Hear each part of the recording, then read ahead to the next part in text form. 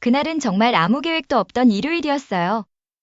눈을 떴을 때 이미 햇빛이 방 안까지 깊게 들어와 있었고, 시간을 보니까 점심은 훌쩍 지나 있더라고요. 아, 오늘도 덥겠다. 그 생각이 제일 먼저 들었습니다. 누굴 만나고 싶은 마음은 없었어요. 연락할 사람도 딱히 없었고요. 그렇다고 하루 종일 집에 누워있자니 괜히 더 기분이 가라앉을 것 같아서 그냥 밖으로 나왔습니다. 어디를 가겠다는 목적도 없었어요. 산책이라기보다는 집에만 있지 않으려고 나온 느낌에 가까웠습니다. 이어폰도 안 끼고 나왔어요. 평소에는 꼭 음악을 듣는데 그날은 이상하게 아무 소리도 듣고 싶지 않았습니다. 음악이 나오면 생각이 따라오고 생각이 따라오면 괜히 마음이 복잡해질 것 같았거든요. 그냥 걷고 싶었습니다. 아무 생각 없이 아무 의미 없이요. 공원에 도착했을 때 사람은 생각보다 많았습니다. 운동하는 사람도 있었고 벤치에 앉아있는 사람도 있었고 아이들 소리도 들렸는데 그런데도 저는 묘하게 혼자인 기분이었습니다. 조금 걷다 보니 다리가 아파서 잠깐 쉬어야겠다고 생각했습니다. 마침 그네가 비어 있어서 거기에 앉았습니다.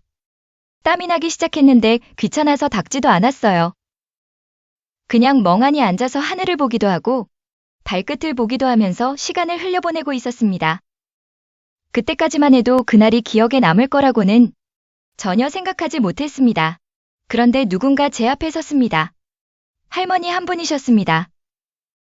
처음엔 제가 자리를 맡고 앉아있나 싶어서 괜히 몸을 조금 옆으로 옮겼는데 그게 아니었습니다.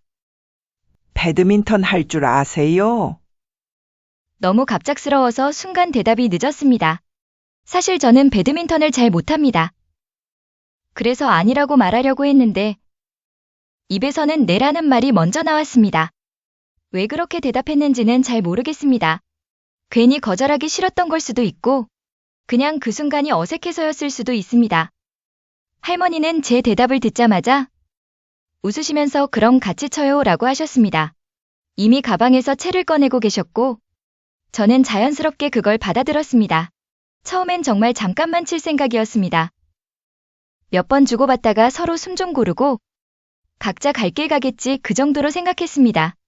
그런데 몇 번 치다 보니 날이 너무 더웠습니다.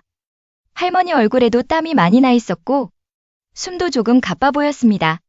그때 할머니가 잠깐 화장실 좀 다녀올게요. 라고 하셨습니다. 그러고는 채를 내려놓고 천천히 걸어가셨습니다. 저는 그 자리에 서서 기다리고 있었습니다. 처음에는 아무 생각도 없었습니다. 그런데 시간이 조금 지나자 이상하다는 생각이 들었습니다. 5분쯤 지났을 때는 조금 오래 걸리시네 정도였고 10분쯤 지나자 괜히 주변을 두리번거리게 됐습니다. 괜히 불안해졌습니다. 이런 생각이 들기 시작하니까 머릿속이 점점 복잡해졌습니다. 혹시 더위 먹으신 건 아닐까? 길을 잘못 드신 건 아닐까? 괜히 별 생각이 다 들었습니다. 그러다 멀리서 사람 하나가 바닥에 앉아있는 게 보였습니다. 처음엔 그냥 쉬고 있는 줄 알았습니다. 그런데 가까이 가보니 그 할머니였습니다. 바닥에 주저앉아 계셨고 손으로 무릎을 짚고 숨을 고르고 계셨습니다. 순간 머리가 하얘졌습니다. 제가 뭘 해야 할지 몰라서 그냥 다가가서 괜찮으세요? 라고 물었습니다. 할머니는 잠깐 고개를 끄덕이시더니 괜찮아. 잠깐 어지러워서. 라고 하셨습니다. 말은 괜찮다고 하셨지만 얼굴이 많이 창백해 보였습니다. 제가 괜히 더 당황해서 물을 드릴까요? 병원 갈까요? 이런 말을 막 쏟아냈는데 할머니는 손을 살짝 저으시면서 조금만 앉아 있으면 돼. 라고 하셨습니다. 그렇게 둘이 아무 말 없이 잠시 앉아 있었습니다. 주변은 여전히 시끄러웠는데 그 순간만은 이상하게 조용하게 느껴졌습니다. 조금 지나자 할머니 얼굴에 색이 돌아왔고 숨도 점점 편해 보였습니다. 그때 할머니가 미안하다는 말을 먼저 하셨습니다. 괜히 걱정시키고 시간 잡아먹어서 미안하다고요. 그 말이 이상하게 마음에 걸렸습니다. 사실 저는 그렇게까지 불편하지도 않았고 오히려 그냥 같이 앉아 있었을 뿐인데 왜 미안해 하실까 싶었습니다. 그 순간부터 이 만남이 조금 다르게 느껴졌습니다. 공원에서 잠깐 같이 운동한 사람이 아니라 서로를 잠깐 맡겼던 사람 같다고 해야 할까요? 그날은 그렇게 시작됐습니다. 아무 일도 없을 줄 알았던 일요일이 조금은 긴장으로 시작해서 조용해진 순간이었습니다. 할머니가 조금 괜찮아지셨을 때 저는 솔직히 말하면 이제 그만 집에 가야 하나 고민하고 있었습니다. 괜히 더 같이 있다가 또 어지러워지시면 제가 감당할 수 있을지 자신이 없었거든요. 그런데 할머니는 제 생각을 아셨는지 웃으면서 먼저 말씀하셨습니다. 이제 괜찮아졌어. 원래 가끔 그래. 그 말투가 너무 자연스러워서 오히려 제가 더 뭐라고 말하기 어려웠습니다. 괜히 호들갑던 사람처럼 느껴지기도 했고요. 잠깐만 더 쉬고 나서 할머니는 아무 일 없다는 듯 다시 배드민턴 채를 집어드셨습니다. 저는 속으로 진짜 괜찮으신 걸까? 계속 신경이 쓰였지만 굳이 말로 꺼내지는 못했습니다. 그래서 아까보다 더 조심하게 됐습니다. 세게 치지도 않았고 괜히 뛰지도 않았습니다. 할머니도 아까보다 움직임이 조금 느려졌습니다. 그런데도 할머니는 계속 웃으셨습니다. 그리고 잘 친다는 말을 하셨습니다. 솔직히 말하면 전혀 잘 치지 못하고 있었는데요. 셔틀콕은 계속 애매한 대로 날아가고 제가 먼저 실수하는 경우도 많았습니다. 그래도 할머니는 제가 한 번만 제대로 넘겨도 봤지. 잘 치잖아. 라고 하셨습니다. 그 말이 이상하게 거짓말처럼 들리지 않았습니다. 중간중간 쉬면서 이런저런 이야기를 했습니다. 어디 사는지, 요즘 날씨가 얼마나 더운지, 이런 아주 사소한 이야기들이었습니다. 그러다 할머니가 요즘 영어를 배우고 있다고 하셨습니다. 처음엔 그냥 학원 다니는 정도인 줄 알았는데 꼭 그런 건 아니라고 하셨습니다. 일상에서 일부러라도 간단한 영어를 써보려고 한다고요. 카페에 가면 괜히 영어로 주문해보고 혼자 연습 삼아 문장도 만들어보고 틀려도 그냥 웃고 넘긴다고 하셨습니다. 틀려도 누가 뭐라 하겠어. 내가 배우는 거지. 그 말을 들으면서 괜히 제가 더 부끄러워졌습니다. 저는 틀릴까봐 아예 시도도 안 하는 편이거든요.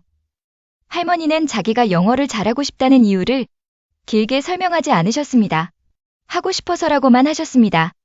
그 말이 이상하게 오래 남았습니다. 조금 더 치다가 할머니가 가방을 뒤적이시더니 대추를 꺼내셨습니다. 같이 먹자고 하셔서 하나를 받아들었습니다. 솔직히 말하면 대추를 별로 좋아하지 않습니다. 그래서 속으로는 그냥 한 입만 먹어야겠다. 그렇게 생각했는데 막상 먹어보니 생각보다 괜찮았습니다. 제가 생각보다 맛있네요 라고 말하니까 할머니는 그 말이 그렇게 좋았는지 괜히 더 챙겨주시려 했습니다. 남은 건 집에 가서 먹으라고 하셨습니다. 괜히 거절하면 실례일 것 같아서 그냥 받아들였습니다. 그렇게 계속 시간을 보내다 보니 얼마나 지났는지 잘 모르겠습니다. 처음에는 정말 잠깐일 줄 알았는데 어느새 햇빛의 각도가 조금 달라져 있었습니다. 그때 할머니가 도넛 좋아해? 라고 물으셨습니다. 갑작스러워서 잠깐 멈칫했는데 제가 대답하기도 전에 내가 하나 사줄게. 라고 하셨습니다. 괜찮다고 했지만 할머니는 이미 일어나고 계셨습니다. 아까 쓰러졌던 사람이 맞나 싶을 정도로 아주 자연스러웠습니다. 솔직히 말하면 조금 불안했습니다. 아직 완전히 괜찮아 보이지는 않았거든요. 그래서 괜히 제가 옆에서 더 신경 쓰게 됐습니다. 그렇게 도넛을 사러 가는 길에 저는 계속 할머니 얼굴을 슬쩍슬쩍 보게 됐습니다. 괜찮은지 힘들어 보이진 않는지. 그런데 할머니는 그걸 눈치채셨는지 괜히 웃으시면서 걱정 안 해도 되라고 하셨습니다. 그 말에 제가 괜히 들킨 기분이 들어서 아무 말도 못했습니다. 그때부터였습니다. 이 만남이 단순히 우연이라고만 느껴지지 않게 된 게 그날은 이상하게 서로 모르는 사람인데도 각자 조금씩 상대에게 신경을 쓰고 있었습니다. 그리고 저는 아직 몰랐습니다. 이 만남이 이렇게 끝나지 않을 거라는 걸요. 도넛 봉투를 가방에 넣고 나니까 이제 정말 헤어질 시간이라는 게 느껴졌습니다. 괜히 말이 줄어들고 괜히 주변을 한 번 더 보게 되는 순간이었어요. 제가 먼저 이제 가봐야 할 것 같아요. 라고 말하자 할머니는 고개를 끄덕이셨습니다. 그래, 오늘 고마웠어. 그 말투가 이상하게 정이 들어서 괜히 그냥 보내기가 마음에 걸렸습니다. 아까 화장실 가다 쓰러지셨던 것도 계속 신경이 쓰였고요. 그래서 제가 조심스럽게 말했습니다. 집까지 괜찮으세요? 멀지 않으면 제가 조금 데려다 드릴게요. 할머니는 처음엔 괜찮다고 하셨는데 제가 한 번 더 말하니까 그제야 웃으시면서 그럼 조금만 같이 가줄래? 라고 하셨습니다. 길은 생각보다 조용했습니다. 할머니는 걷는 속도를 아까보다 조금 더 천천히 하셨고 저는 자연스럽게 그 옆에 맞춰 걸었습니다.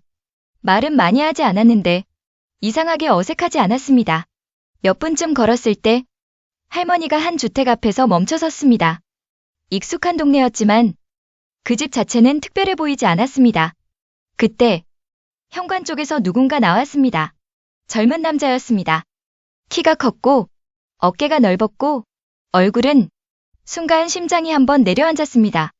너무 오래된 기억이라 확신이 안 서서 그냥 멍하니 보고 있었는데 할머니가 먼저 말을 건네셨습니다. 아, 왔네. 이 친구가 오늘 나랑 같이 배드민턴 쳐준 애야. 그 남자가 저를 보고 가볍게 고개를 숙이며 안녕하세요. 라고 말했습니다. 그 목소리를 듣는 순간 확실해졌습니다. 어릴 때 제가 좋아했던 남자아이. 학원 끝나고 몰래 따라 걷던 아이. 이름을 불러보지도 못하고 그냥 혼자 좋아하다 말았던 그 애. 시간이 너무 많이 흘러서 얼굴은 달라졌는데 말할 때 고개를 살짝 숙이는 버릇이 그대로 남아 있었습니다. 저는 순간 아무 말도 못하고 서 있었고 할머니는 아무것도 모른 채 계속 말을 이으셨습니다. 얘가 우리 손주야. 요즘은 주말마다 집에 와. 그 말을 듣는 순간 머릿속이 조용해졌습니다. 이 만남이 갑자기 다른 결로 느껴졌습니다. 저는 아, 그렇구나. 그 말밖에 할 수 없었습니다. 손주는 제가 할머니를 데려다 줬다는 걸 듣고 감사합니다. 라고 다시 한번 말했습니다. 그 말투도 기억 속 그 아이랑 너무 비슷해서 괜히 웃음이 나올 뻔했습니다. 할머니는 아무렇지 않게 다음에 또 공원에서 보면 인사해. 라고 하셨습니다. 저는 네라고 대답했는데 그 말이 이번에는 조금 다르게 느껴졌습니다. 집으로 돌아오는 길에 괜히 생각해봤습니다. 어릴 때 좋아했던 그 아이의 하루 어딘가에 이렇게 연결돼 있었다는 게 이상하면서도 웃기기도 하고 따뜻하기도 했습니다. 그날의 만남은 다시 이어질 인연도 아니고 무언가가 시작되는 관계도 아닙니다. 그런데도 그날이 유난히 기억에 남는 건 아마 제가 몰랐던 사람의 시간 속에 제가 잠깐 스며들었다는 느낌 때문일 겁니다. 어릴 적엔 멀리서만 좋아하던 아이였고 지금은 그 아이의 할머니와 같이 배드민턴을 쳤을 뿐인데 이상하게 마음이 두근거리는 날인 것 같아 소중한 하루였었습니다.